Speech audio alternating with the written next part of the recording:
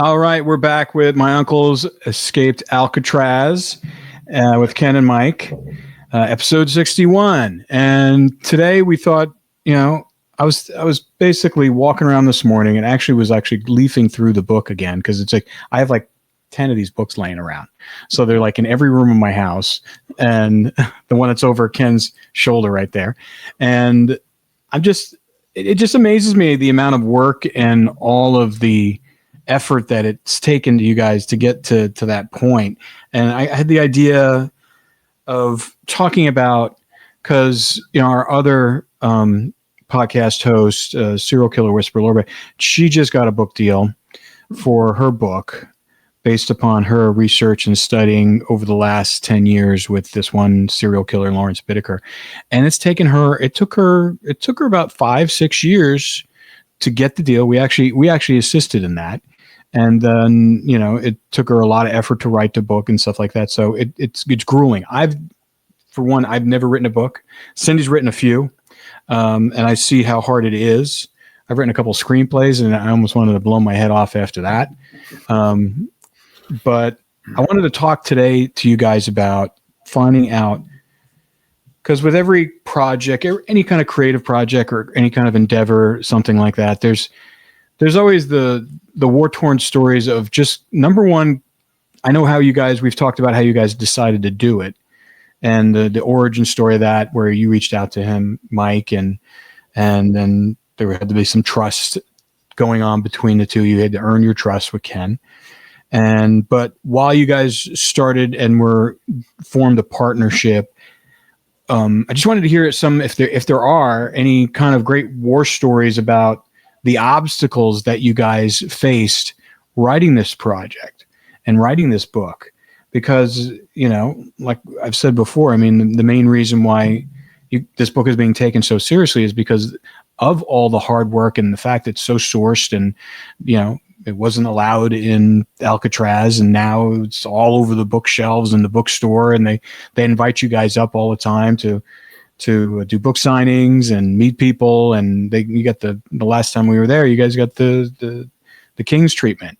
So let's talk a little bit about that, and any one of you guys can go first, but like what are some of the obstacles and the frustrations that you guys encountered while writing this book? Well, I mean, I can start off, Mike, and can finish it. Probably the biggest obstacle was probably me.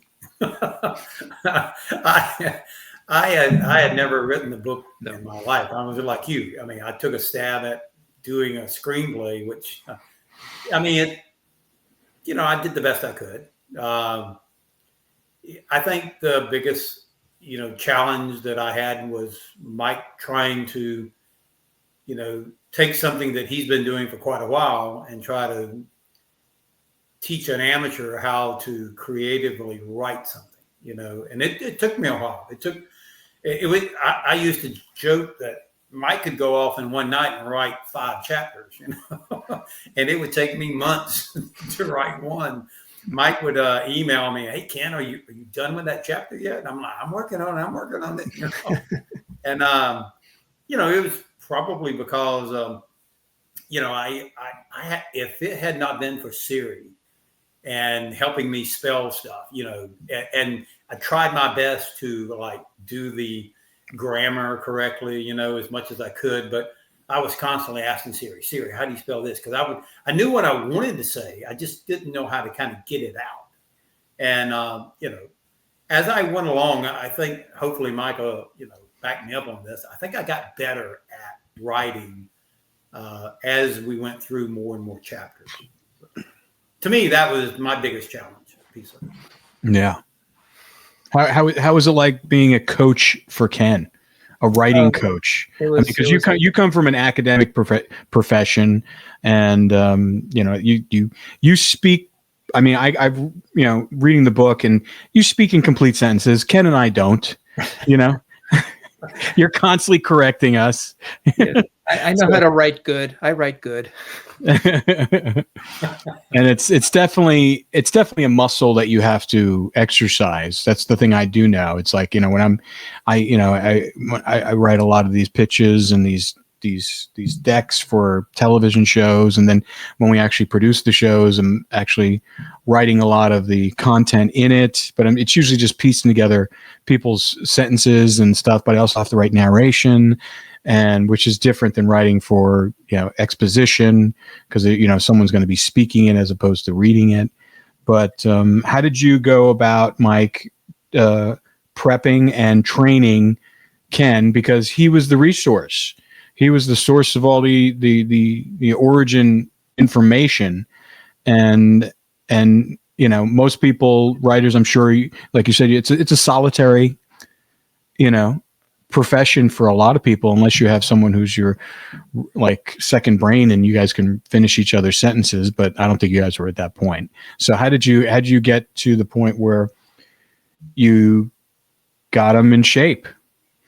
Well, we can do 10 episodes talking about all this, but cram it into one somehow.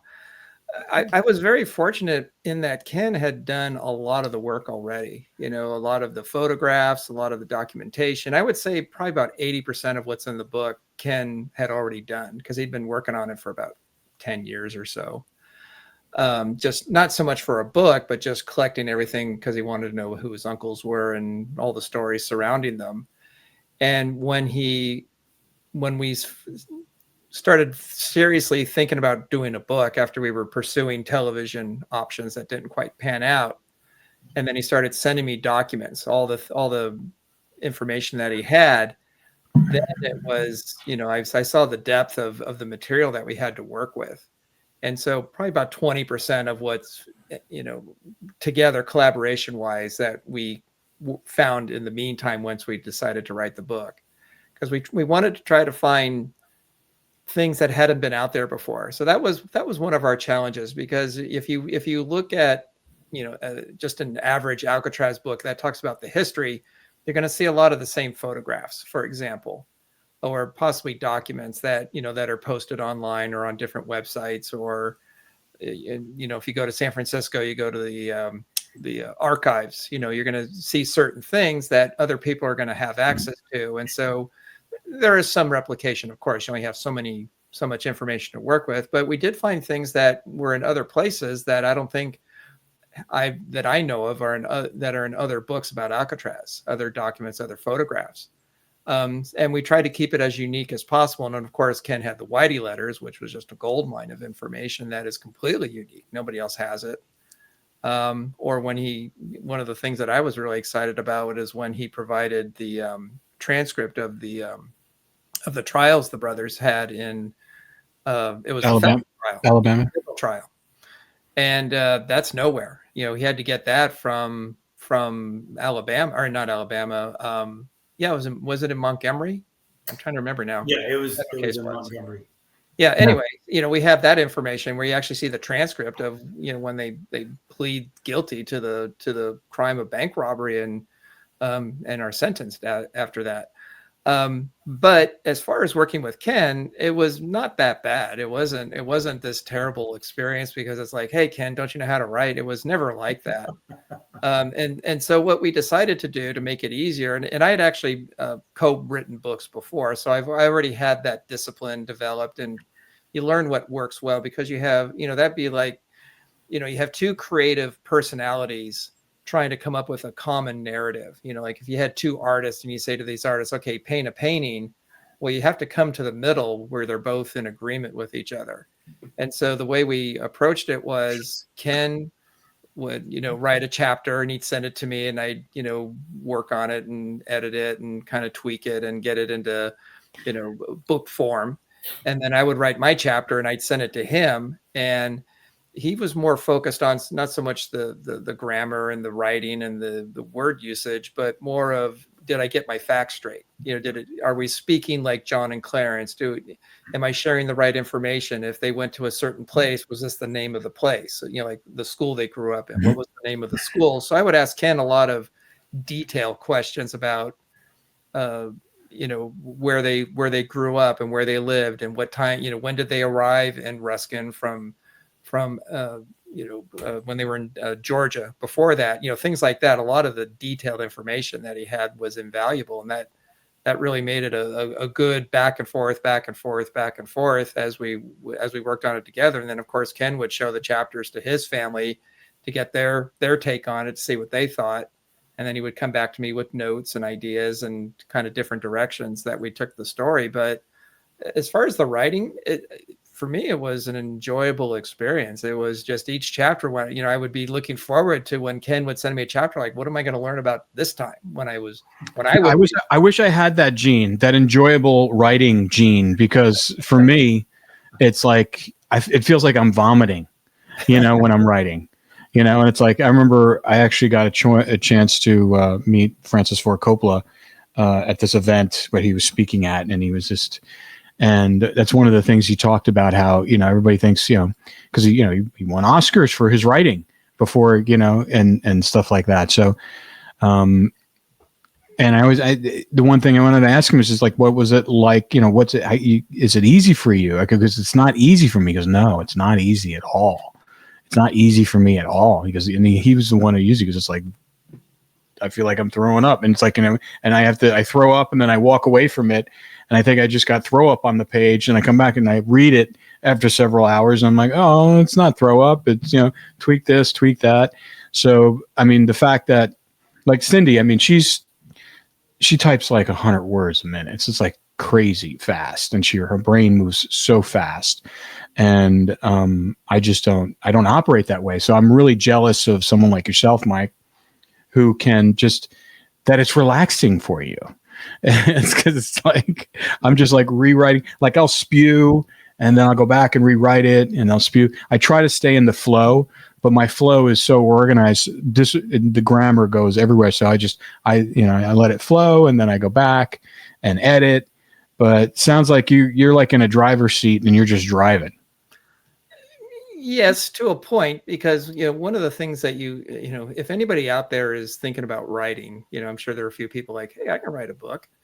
One of the things you have to learn not to do is, and this is our tendency, for me, when I was first starting out writing, I did this too, is you tend to not critique, but sort of correct yourself as you write. You write a sentence like, oh, I need to fix that, and then you stop and you fix it, and then you go on to the next sentence and the next, and then you read a paragraph, like, oh, I should fix that paragraph before I move on, kind of a thing. You're editing as you go, and that's like going downhill in a car and putting it in reverse. That's what Ken and I do. He was like, he was on Siri every 5 seconds, right, editing himself. And it's so tempting to do that, because you want to make it right the first time, and it'll never be right the first time. We're not Mozart, where we just write it and it's perfect and we walk away and it's done. You just, like you said, you get into the flow, you just start writing. Who cares? Good, bad, awful, great. Just get it on the page. And then you walk away, let it sort of cool off a little bit, sort of forget about it a little bit. And then you come back like Coppola does, and he goes back to it. It's like, okay, now I'm going to start editing. Now I'm in editing mode, and I'm going to go through the chapter. It's like, what works, what doesn't work, what's not clear, what do I need to add, what needs to go. This is Does that all happen in your head? Because if you see right behind me, there's a bunch of index cards in there, and that's another project that Cindy's working on right now, where she's writing. And for us in our, it's always worked for me because I'm very visually oriented. I have to, before I even write, I'll block it out like this. I'll block it out in cards, and I'll have like cards all over the walls before I even go, because I can't, because I have to organize everything in my head up on a wall first before I sit down. So like when I'm writing, it's like I can reference the wall behind me to make sure that I'm on track and that my structure is going where I know it. And obviously the reason they're on cards is because then you can move them around and you can edit them there. So like you'll see, like when I have cards on the wall in a project, I'm usually staring at it like a mental patient, when I'm just kind of not writing, just trying to let it through osmosis come through. But for you, do you have like a notebook? Or do you create an outline, or are you just kind of going through like it's a term paper where you have all this research and this data and this information, and then you kind of know, all right, well, this is how I do it, because I don't know how to do that. Well, my approach, and every writer has a different approach. You talk to one writer, oh, this is how you write. This is the best way to write. And then you talk to somebody else and it's just the opposite. Some people, they list every moment, every scene, every element in the chapter. Others are like, oh, I have 3 or 4 ideas and I just go with them, kind of a thing. And so it just depends on what your personality is and what works best for you. For me, what I do is each chapter that we wrote was sort of like a mini book. There was a beginning and an end to each chapter. We'd always have a little hook at the end that would, like make you turn the page, hence the page turner, kind of an idea for books. So there'd always be like the next thing to kind of lead to the next chapter. But each chapter had a beginning, middle, and end, so that there was one basic idea that was moving that chapter, whatever it was, whether it be. And they're relatively small chapters too. So they're like, you did it. Was that intentional? Because that's what made it really move fast for me. Because they're almost like bite-sized chapters. They were just enough, because I only had the manuscript that you texted me. So I was reading it on my phone like every night. Like I would read like a chapter, and then we would come on and we'd talk about it. And I felt that really kind of helped me absorb the information and really feel the flow better. Was that intentional? Absolutely. Yeah. Because if you look at because what I do is when I read a book, I'll read a chapter, and I'm a paper book guy. I like to hold my books. I don't like reading books on a phone. So I'm old school. And so I always see, well, how long is this chapter? Oh, 32 pages. Oh, that's a long chapter.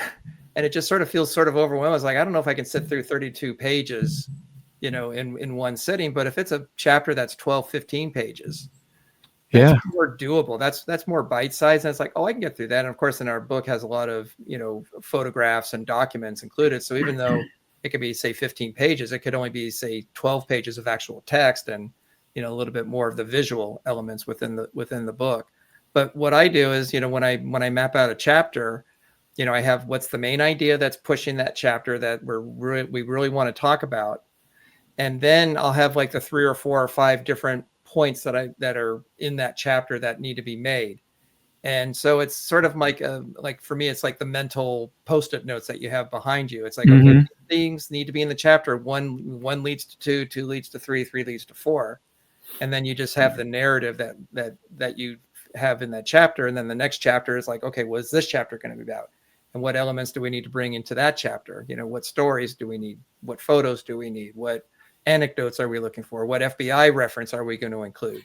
The things it's the supporting documentation that makes that chapter real and verified of the things that we're discussing. That everything that we said was always backed up with some kind of either visual or written document. Yeah, because it's not a novel and it's not fiction, so you're not making it up. So it's like you have to stay true to whatever sources you have, and then you have to package it in a way that it makes sense for the audience and they understand it, but that also holds their interest dramatically as well. Right. So I also kind of felt like that as we were writing it, Mike didn't really kind of know any of the characters in the book, like my grandfather and uncles and aunts. And I remember he wrote a chapter that had my grandfather in it. I think it was the very first chapter he was in it. And I wrote back to him. I said, Mike, that's not how my grandfather would have talked.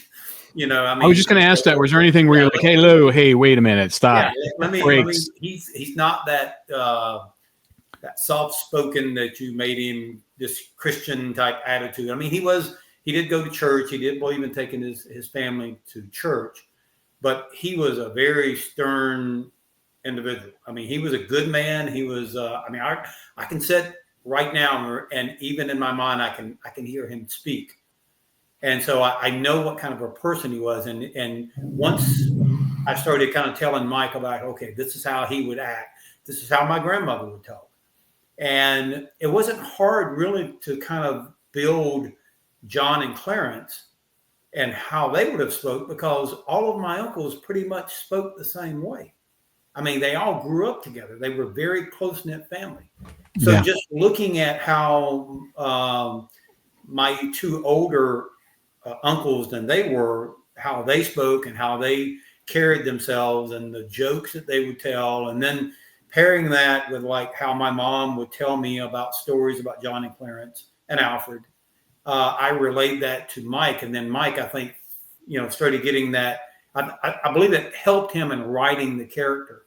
Absolutely. Because then he started seeing this picture. And it's one of the reasons why I've said that other books that have been written about Alcatraz, I don't think they really captured the essence of the brothers. And How could they? How could they? There's no one could capture the essence like a family member who actually, you have the, you have their blood in you, and you have, and you lived it, and you saw it, and you smelled it, and you tasted it, and all those things. There's no replacement for that. No, and Mike did a great job. I mean, I remember when he finally cut me off and said, "Okay, we can't write anymore." I think it was like 500 pages, right, Mike? It was over 500 pages. I think it was like 550 or something like that. Yeah, they're not going to produce a book 500 pages long, and I was like, I still had more to talk about. And, yeah, of course. Well, listen, that's what we've been doing for last year. and yours is like 382 without the postscript. Yeah, we had to pare it down to like in half. Yeah, and I was devastated. I was like, oh my gosh, we worked on this for years, and. So what did you have to throw? What didn't you include in the book, or did you just kind of pare it down and just kind of wedge it in so it all fit in that 382? There was a lot of just trimming of information. We had a lot more photos and documents that we took out, and we would just sort of talk about them. I mean, nothing that was critical. I mean, the most critical things stayed in the book. They were more kind of the peripheral kinds of things. Like, for example, there was a lot more about the whole MK Ultra experience that Alfred and Whitey experienced. So there was a lot of more of that. And I as I thought about it, because one of the things about a book, as I often say to people, is you don't know what the book's about until you get to the last page. Because books tend to change, they tend to adapt as you go. You have new ideas, or things you thought worked don't really work, and so you're kind of tweaking it and sort of evaluating what works best and what doesn't work. And so in the end, when we were finished, obviously the brothers are the main thrust of the whole book, their life story. And for Alfred, he's a part of the story, of course. He has his contributions to the escape, and both directly and indirectly. But when we started talking more about MK Ultra, for example, I thought that's kind of more of a peripheral story. It's not really directly related. It's the kind of thing that made them who they were, especially Whitey. He talked a lot about how MK Ultra really worked very negatively against him, and he just had a lot of issues as a result of that. And it's like, well, it's interesting, but it's not really directly related to Alcatraz or the escape. So it's like that had to go. Yeah. No, I get it. And it's a fascinating subject. And as we speak, I mean, some of the document dumps that the Trump administration is doing, that's one of the document dumps they're doing, is the MK Ultra experiments. Oh, wow. Yeah. So would be interesting to go through. Yeah. And, I haven't read this book yet. I've been meaning to read this book for the past, 5 or 6 years. It's the, I forget what it's called, Chaos, written by Tom O'Neill.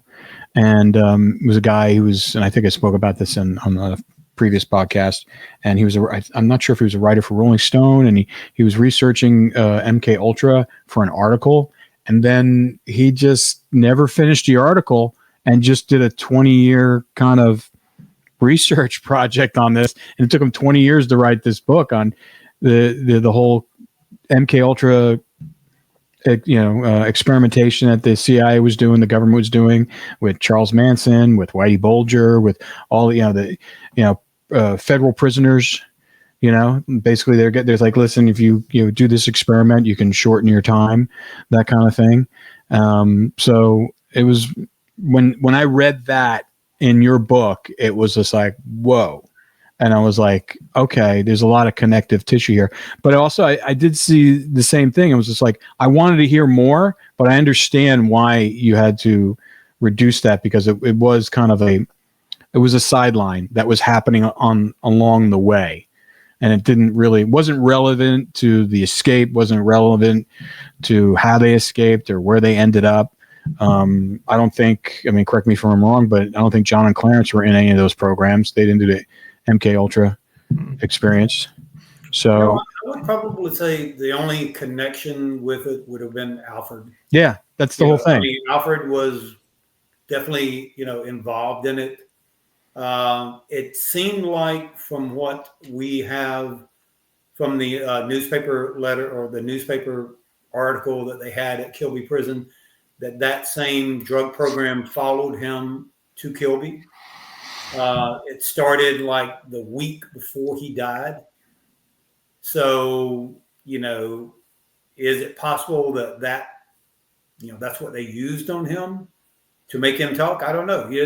I've always found this very interesting about Alfred. And the reason I keep bringing him into the story is that, if you look at the FBI files, and I've said this before, it's about the escape from Alcatraz. Everything they detailed in there has something to do with the escape from Alcatraz, the 3 men. I've never understood why they have the death of Alfred in those files. Yeah. If it was not somehow related to the escape and they wanted it recorded, because he's the only member of the family that's ever been included.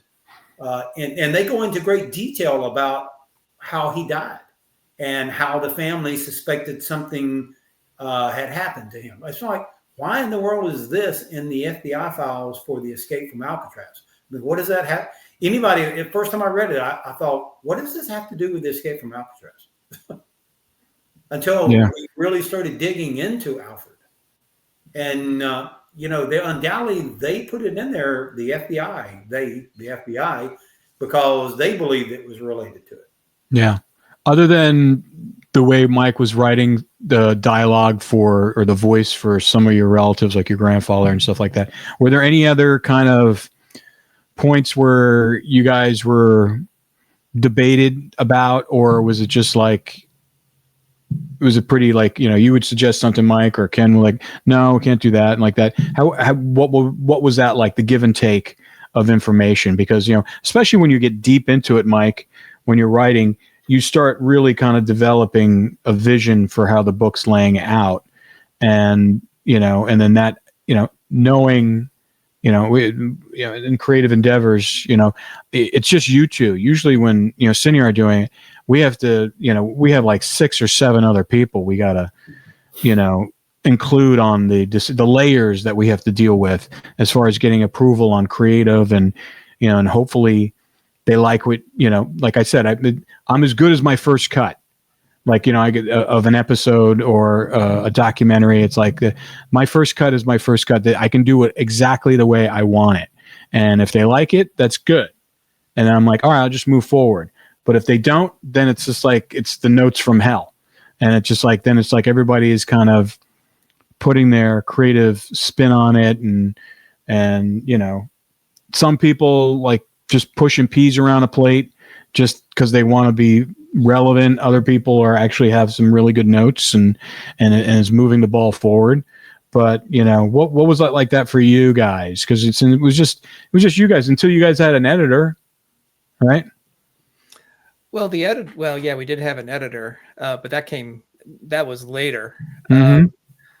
So I was 100% dependent on Ken for all this information. I mean, like I said, I did find some information, some documentation, some photos on my own while we were researching chapters. Like I said, trying to find more unique sources to include in the book that are not as commonly referenced.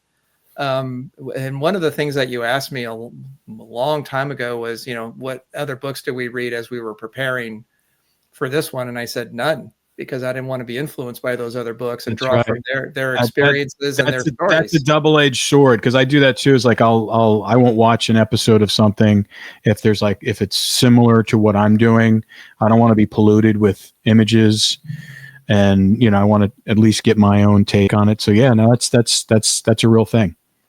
Yeah. And so Ken, like I said, I would send my chapters to him, and then he would either look at them directly or he would talk to other people and then come back with his notes to clean it up or make it more authentic as the characters were, the things that they experienced. Like, for example, when we started in the first chapter, when I gave it to Ken, it starts off kind of more in a traditional way that a biography, or not a biography, but a historical account is. You're sort of a mile up looking down and just describing the things that are happening. You're sort of speaking for them in a omniscient voice. And when I sent it to Ken, he said, no, that's not what I want for this book. I want the readers to be right there with the characters, with my uncles and the other characters. I want to know what they're saying. I want everyone to know what they're feeling and what they're thinking, and we're just coming alongside. So, and that actually worked for me because I come from a mostly fiction background of writing books. I've written previous novels, so I know what it's like to sort of create those kinds of backgrounds and psychologies for a character, and just being right with them and the way that they talked and the experiences they've had. And so he wanted that kind of a presentation of his uncles. And so I said, okay. So I went back and rewrote the first chapter. And this one, where it starts off, where you're right there with them in the escape. They flip the lid off the top of the cell block. They're running to the edge of the fly in the wall. Group. You were flies in the wall while this is happening. Exactly. And that's exactly what Ken wanted. He says, so we, while factually it's accurate, we do take some liberties, and we have a little disclaimer at the beginning of the book where we talk about this, that it's not a pure biography or historical account. We're sort of reading into a little bit of, if they're sitting there in the prison wall thinking about the escape, what would they have said? Sure. And so we're including some of that dialogue that is sort of anticipating what it was like for them, the kinds of things that they were talking about, based on the information that we had. But the things that did happen were based on, on the facts that we did dig up. So that was definitely a direction that Ken wanted. And then from the first chapter, we just, went with that, very specifically. Yeah. It was funny. I wanted to bring up something that just came to mind because I was talking to our mutual friend, Cheryl Mack McCullum, last week. And we were talking about you guys, and we were talking about Alcatraz, and I had no idea that she knew Robert Schiebling. Oh, I didn't either. Yeah. She has a picture. He gave her a picture of, and apparently there's that one picture that's in the book where you see the backs of the guys sitting in the cafeteria, and they're sitting down, and Robert Schiebling is, and there's an arrow, and he points at, he goes, that's me, and that's John, and that's Clarence. He was sitting in between them. Oh, wow. We're going to have to definitely look back at those photos. I was not aware of that. Yeah. Yeah. I'll send it to you. It's the one, because there are several photos that it's in color too. It's a color photo. Yeah, there are several photos that we have of the inmates in the dining hall, and there's one where they're all sitting down, and there's sort of a guard sort of looking down on them, and there's another he's kind of like right in that's standing up. Yeah, that's waiting to be seated at the table. So that's Robert Schiebling. Yeah. Okay, and John and Clarence are at that table. Yep. Okay. Now, can you see their face? No, it's just behind. That's why he writes it on. He writes it on the picture on marker. He goes, "This is me. This is John. This is Clarence," and he signs it to Cheryl. And she was at his funeral. On Alcatraz, I guess there was like some sort of ceremony on Alcatraz. She went. Apparently she was pretty, like, after she went. I don't know how I can't remember the origin story and how she met him, but she's physically, because we were on a Zoom call, and she showed me the picture. So I'll have to pull it up. I'll do a frame grab and send it to you guys. But I was like, wow. I would love to see that. Yeah. And because you were on her podcast, she never even mentioned it? No, I never heard of it. It was interesting. But I was like, wow. Yeah. And this is what we were talking about.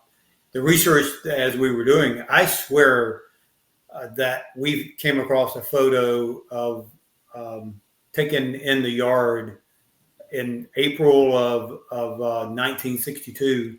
And I am almost certain that is John and Clarence and Frank Morris and another individual who you can't see his face sitting at the top of the wall. I mean, it would have been exactly where they would have probably been seating at. Yeah. The other thing that she said is that Schiebling confirmed that pretty much most of the prison population all knew what was going on, and they all assisted. Yeah. That was the one thing. And definitely in some way, I mean, well, you got to think, you got 50 raincoats. A lot of people had to be involved to get the raincoat. Absolutely. I mean, you're not going to give up your raincoat without going, okay, what's this for? They might have heard about it, and then they just decided to keep quiet, and that they didn't want to be the ones, spilling the beans and getting these men caught. Things that we did find, which it was just a perfect timing, was I had signed up for access to be able to research old newspapers. And because I had always heard, from Fred Breezy that he grew up with the boys, but it was just his word. I did later, though, find out Uncle Man, remembered him. But then we came across several newspaper articles where Fred Breezy and John and Clarence were actually in one of the boys' reform school at the exact same time. So, I mean, you could definitely start backing up all this research. And when I would run across these items that I would find, I'd send them to Mike, and then we'd have to go back or he would have to go back and make little changes, because we would go, okay, we need to include this piece in there. Yeah. It's very relevant. We have, it's not like just us saying that Fred Breezy and John and Clarence and Alfred were friends early on. Exactly. Now we have proof that they actually, knew each other, lived in the same town, got in trouble together. Yeah.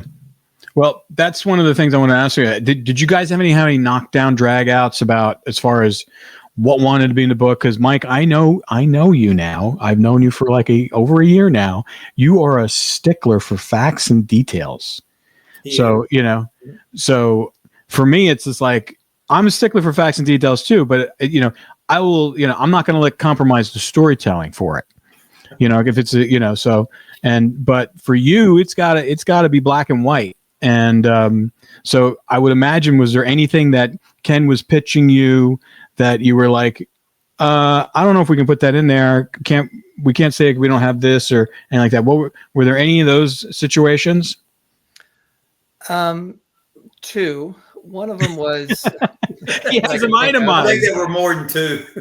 I like the fact that he has the top two. Top two.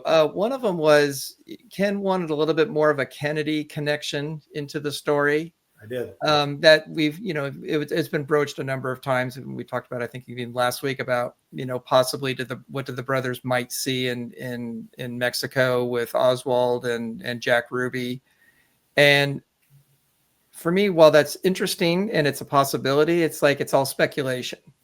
And so there was, so like with the Kennedy thing, it's like it does kind of fit the facts, but it's speculation. You can't really pin it down to exact details and information. And so I tend to shy away from those ideas because we want to get past just our own little personal beliefs about something. And can we document it? Is there evidence that corroborates it, at least partially? It's something that is, you can hold up and say, this is the thing that's saying this is true, or at least very possibly true.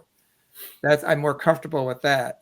And the second one is, Ken is much more of a proponent of the letters that were taken in the day after the escape. There's a photograph the FBI took of the letters that are on John's little writing board or writing thing. And in the FBI report, it talks about how all the that when they found the pouch, the photographs were taken, were in the pouch, and addresses and information that specifically leads to John and Clarence. There's nothing there about Frank Morris at all in the pouch. And in the FBI report, at one point it says a letter was in the pouch, and then in another part of the FBI report, it says letters. Letters, it's plural, but it letters, plural. Yes, I can't remember if it says two letters or letters, but anyway, it's in the very first volume, and actually, it's the very first document where they discover the pouch, and it says letters. It says letters. I'm not even sure it says photos. It says letters. And then there's an FBI report where they are taking the items that were in the pouch and sending them off along with other items to be examined. I'm assuming by some lab somewhere. Yeah. And one of the items in there lists letters, 11 letters that they were sending in this package of stuff that they were going to have analyzed. So, and those are the letters that you've been asking to get back, correct? Those are the letters, when it says letters, they've only been referenced twice in the FBI files. We do see the photo, of John's cell with those letters. And I can vouch and tell you, we never got those. The family never got those letters back.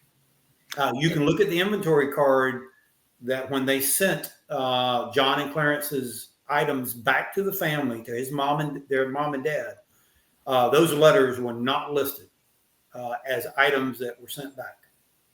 So, they still have those letters today. And I even question too, like the contents of that pouch. It's one of the items in the pouch is a receipt. It was made out to Clarence for $5 that my grandmother sent him. Sent him $5, and they put it on his books, right? Put it into the account. They would put the receipt in the letter, which is probably where it stayed. I mean, why would he want to take his receipt for $5 with him in that pouch? It was more or less they just grabbed the letters that were in his credenza and the letters that were in John, and they shoved them in those pouches, and they threw them in the water. And then when they opened them up, oh, look, here's a receipt for $5 for Clarence, where his mom sent him, $5, and they put it. Why would you need that if you were escaping? No, it's garbage. No, exactly. And I go back to, none of these letters were that important to John and Clarence. They could have gotten letters and photos from, once they got wherever they were going, Uncle Man could have given them all the letters and photos that they wanted. Mm-hmm. None of that was important to them. And, clearly you can see that information in the cell the next morning. Now, how it ends up into the bay, that's where, I wanted to bring more of that into the book. See, I'm not as convinced that it was staged. I mean, it is possible that it was staged. And so Ken and I, we talked about it more than once. But one of the things I told him from the very beginning and would sort of remind him from time to time as we were doing the book was, this is your story. It's not my story. You have final say over everything. If you say you want this, then we're going to do it. I would have my concerns and say, well, I don't think so, or maybe we can do more like this. And sometimes Ken would say, yeah, and other times like, no, I want to do it this way. And it's like, okay, we're going to do it that way then. So we did put a reference to it. And so I softened it a little bit. But like I said, I'm not as convinced that they staged it. I'm open to the idea that they could have staged it. But again, it's like, it's just speculation. We don't have anything that definitively tells us either way. So it's like, I'll put it in there, or we put it in there. But that was Ken really wanted it in there. So it ended up in the book. Yeah. So, the one thing that really, and when I first, I looked at that photo of John's cell so many times, never really even paid attention to those letters until we started doing the research. And then I remember I snapped a photo. I took and snipped it out, the raincoat sleeve that is laying on top of the letters. And the letters, or the pouch, was described as a raincoat sleeve that had been sewed together. And so I snipped out, didn't show the letters, and I sent it to Art. Art had told me one time, Art and Michael Esslinger both told me they had seen the pouch at the archives one time, and I believe Mike said he's even seen the letters or the photos. Might have been the photos, but I showed them that pouch or that sleeve, and I said, "Is this what you saw at the archives?" And both of them came back and told me that looked very similar to what they saw. So there again, that piece of raincoat sleeve is sitting in John's cell the next morning. So I just looked up the FBI file real quick as you were talking, and this is what the FBI file says. It says, in addition, these boats have recovered from water what has been described as waterproof bag containing several letters, some of which mention the names England and Morris. So it said several letters, which to me is a relatively small number. Yeah, not 10 several, or 20. Well, I mean, how many is several? I mean, if you say couple, I'd say two. But A couple could be 2 or 3. You know, several. I think you're in between 5 and 10. Yeah. Okay. Well, you can look at John's thing and you can see probably 10. Oh, there's a lot of letters. There's probably 20 letters there. Yeah. In his cell. Yeah. Afterward. So anyway, like I said, it's not pinned down. It's speculation, and so it's like I'm still open, but I'm not completely convinced that they staged the. More convinced. You know, if you look at the contents again, you know, so you think one thing that caught my mind when I read the FBI several times was the pieces of paper that were inside of this pouch listing addresses and phone numbers of people throughout the country that the FBI actually contacted, and every single one of them said, you know, I don't know anybody at Alcatraz, don't know John and Clarence or Frank Morris. But my question is, how in the world would 3 inmates in Alcatraz that doesn't have access to a phone book, that doesn't have access to a phone, how did they get these addresses that they wrote down supposedly on a piece of paper with phone numbers, and it's inside this pouch? You know, if they only how many people we talking about? There was like a dozen throughout the country, not just in California. We're talking about in other states. So explain to me how they were able to get hold of multiple phone books and get addresses of people, random people with addresses and phone numbers. And then, you know, the FBI tracks down and asks them, how did they get a hold of something like that? That's interesting. I mean, to me, that's a mystery in itself there. There was so much going on in that short period of time that they were there. And it sounds like they used every second for something. They didn't waste any time. I believe that the letters and the photos of family members were that important to John and Clarence. Yeah. I mean, they could have gotten other letters. I just cannot believe that they thought, oh, we've got to take this with us. Yeah. Yes. So that you guys didn't have any kind of knockdown, drag out fights because Mike conceded most of the time. Just say, it's your story. It's your story. No, Mike was for most of it. Yeah, there was never me, we don't need to follow this path. Man, that's amazing that you guys barely knew each other and were able to create that sort of creative flow because we'd known each other for several years at this point. And that was all done remotely, either phone calls or Zoom calls, or a lot of emails, lots and lots of emails back and forth. So we actually didn't meet until we did 22? Expedition Unknown. That's when we actually met. So that was in 2022. So I was introduced to Ken in 2015. So it was 7 years later. Wow. So that's great. Well, it was meant to be.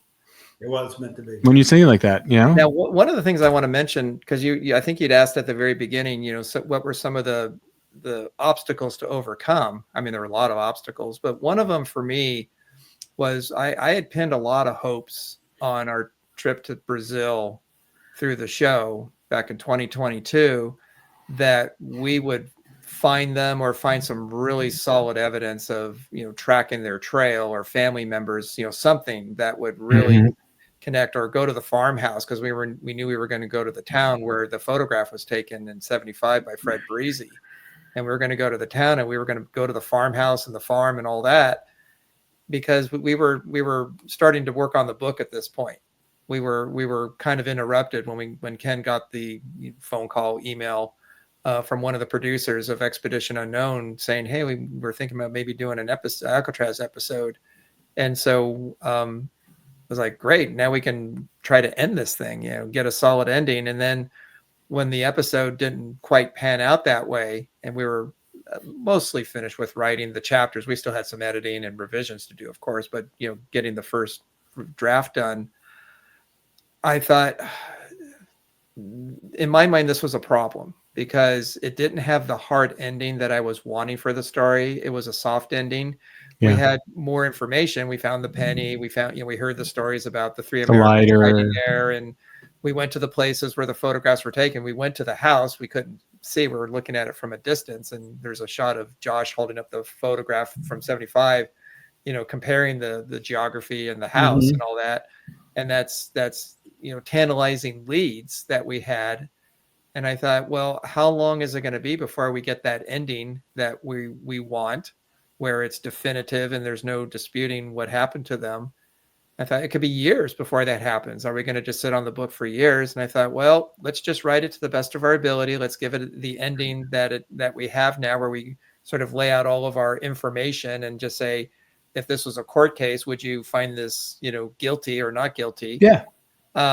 And then pitch it to publishers. Although we didn't go straight to publishers, I knew if we were going to get a decent publisher for the book, we would need a literary agent, because you can go to small publishers without an agent and they'll do it, but they don't have much of a reach and they're not going to give you a lot of support to promote the book. And so we needed a bigger publisher to do that. And so then it was a matter of sending out the query letters and the book proposals to agents. Well, we sent out hundreds of them, to different ones. And in the end, after months and months and months of sending and getting some interest of, oh, send it to me, I'll check it out, and it just wasn't for them, we only had 2 agents that really were excited about the book. Like, I want to work with you with this. I want to try to get this thing published. And between the 2, we chose who we picked. That's still our agent. And then when she started sending it to the publishers, she was getting a lot of the rejection letters, or not letters, but rejections from them. And, knowing my background in publishing, you send out a batch to publishers and then you get the replies. And after maybe a month or 2 or 3 or 4, you send out another batch, and you just keep doing it in batches until you find one that's willing to work with you and buy the book. Well, she was starting to get the rejections, and I said, "Oh, that's okay. What's the next batch you're going to send? When are you going to send it?" And she goes, "There is no other batch. This is it. There's nobody else that I know of that is going to be interested in this book. I've already sent it, so now we're just waiting to get our reply." Well, finally, I think it was the next to the last one that finally said, "Yeah, we want to publish it." So all but one said no. All but one said yes. Yeah. So we were down to the wire. First, it took us a long time to find an agent. And then once we found the agent, then we almost exhausted all the publishers that could have possibly published the book. Yeah. The one, and that's the one that ended up doing it. So this, we literary wise, we just kind of made it in by the skin of our teeth to find a publisher. That's the way it goes. Just story of my life. It's always the last one. It's just like, and you're just when you're about to give up. Yep. That's usually what they say. That's usually the problem, is that a lot of people do give up, and the ones who succeed are just hang on just for a little bit longer. When we were even talking about when it seemed like we weren't going to get a publisher through our agent, that Ken and I were even saying, well, I guess we're going to have to self-publish this. We didn't write this book and put all this time and energy into it just to say, oh, well, it didn't work out, move on. Well, yeah, the landscape's a little different now. You can actually do that and be successful at it. There's been a lot of self-published authors now books have been made into movies and stuff like that. So I'm really hoping when we go back down to Brazil that we can put an ending to the story, an addendum to this. Yes. Well, but see, now I have since changed my thoughts about that, because like I said, I was a little disappointed that we had a soft ending and not a hard ending to the story. But if we had the end of the story where we said, here's the family, here's the DNA, here's absolute proof they lived in Brazil and are buried there now, then we never would have done this podcast, because it would be case closed. We're still trying to find the final answers. It lends itself to other projects that, and we can't go into details, but we're pursuing other means to tell the story that people are considering at this time.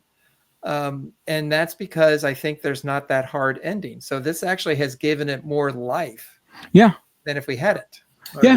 Well, listen, I mean, when we were at Alcatraz in the gift shop with the books and stuff like that, I was shocked how many books were written about the island. Mm-hmm. I was shocked all different kind of genres as far as like perspectives. Like, we pulled out and we talked a little bit about the girl who lived on the island because her father was a guard there and then went back and got married there. And then she wrote a book about it. Well, I mean, it's not a big book, but it's a little thing. But everything from that to, things that happened on the island. I mean, there were so many. So it's definitely, I mean, the Alcatraz brand, is pretty strong, mm-hmm. and and kind of segueing into how strong it is, the idea that everybody is the goofy idea that Trump has to try to reopen it. We all thought it was just kind of a publicity stunt. But like last week, Mike sent me the article and then as soon as you sent me that article, it was on the news. I'm like scrolling, I hit it and I looked up and it was on the news. I'm like, and Pam Bondi's there and some other people from the government taking it. They were standing right where we were, right outside the dungeon area. They're in that same wing. They were standing right where we were, talking about how they're evaluating reopening this thing and taking it back as a and making it a facility. And then you have the alligator Alcatraz. It's you can't get away from Alcatraz in the last few months. No. So it's definitely interesting how the timing of all this and hopefully we'll have some good news soon about even more another project that we're doing with this that, hopefully that we can share a lot of the findings that we've been working on for the past year. And, but yeah, I mean, it just doesn't seem to go away. Well, and actually what happened was, I live in the Bay Area. So obviously it was big news for me because all the media outlets locally were covering. Of course, it was a national and probably an international story in some areas. But it's always an international story. I'm just telling you right now because Cindy, she used to work for France 24. She was a journalist there, and so she's got the European wire, and it shows up all the time. Well, what we didn't know at the time was so they had the big news, with Bondi and the couple of other representatives from DC there with her, being shown around and. Somebody, it was a KTVU. It's a local TV station. They reached out to the publisher of the book and said, we'd like to have Ken do an interview talking about, her visit and reopening Alcatraz. And, do you think it's going to happen? And we didn't get it until the next day. They sent for some reason, they sent the email to me. They got to the agent and the agent sent me the email. Mm-hmm. I responded to the producer at KTVU and it said, yeah, we'd love to talk about this. Here's Ken's contact information. And so she contacted Ken. And then was it the same day or the day after that you did? Same day. It was the same day that evening. I believe it was 5:30 your time. Yeah, it was 5:30 our time. Yeah, they did a 7.5 minute interview on the news of Ken talking about Alcatraz, and well, you can take it from there about what he talked about. It was a good interview. Well, do you have the clip? Can you send me the clip? I'd love to throw it up on our. Well, so I'm waiting for her to put it on their Facebook page. Got it. She forward it to me when you get it. I'll distribute it. She let me know once they put it out there. They're a little bit kind of behind, but I told Mike, I said I remember doing an interview at the TV station here in Panama City Beach where I live, and I didn't realize that they were only going to give me like 2 minutes to talk. So I crammed as much as I could in 2 minutes. I came prepared and I knew what was going to happen on this one. I figured the same way. And I told Mike, I was going to make sure I covered this podcast, the book. Get the plugs in. The book, the podcast. I covered as much as I could. In fact, I don't think I even gave her, she might have said 2 things. Good. I was talking the whole time. That's good. She barely even got in a word in. Listen, if anything this podcast does, it gives people media training. Yeah. Well, the producer said that she thought it was a great interview, and Ken did a great job. My wife and I were watching it, and it was, like I said, it was 7.5 minutes. I was surprised they gave him that much time during the broadcast. And she sent an email to Ken saying, thanks, great interview, and I'm going to go out and get the book. Now she wants to read it. Yeah, she wanted to read the book. I don't know who. It's like, people just go buy the book. Just go buy the book. It's like, because we've talked about it for a year. This is 61 episodes. There's still a lot of things in this book that we haven't covered.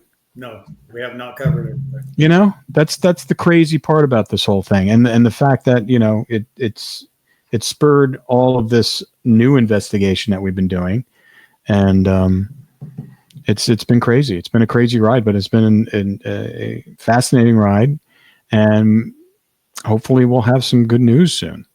So that's all we can say right now. I wish I could talk about it all today, but that's all we have to talk about today. All right, guys. Thanks for sharing. All right. Great stuff. Sorry, I was hoping to get like a good story about you guys going to fisticuffs over a chapter and yeah. Sorry. No juicy story to tell. On the Golden Gate Bridge, it's like going over. But all right, guys. All right. Well, listen, we'll see you next week. Okay. Thank you.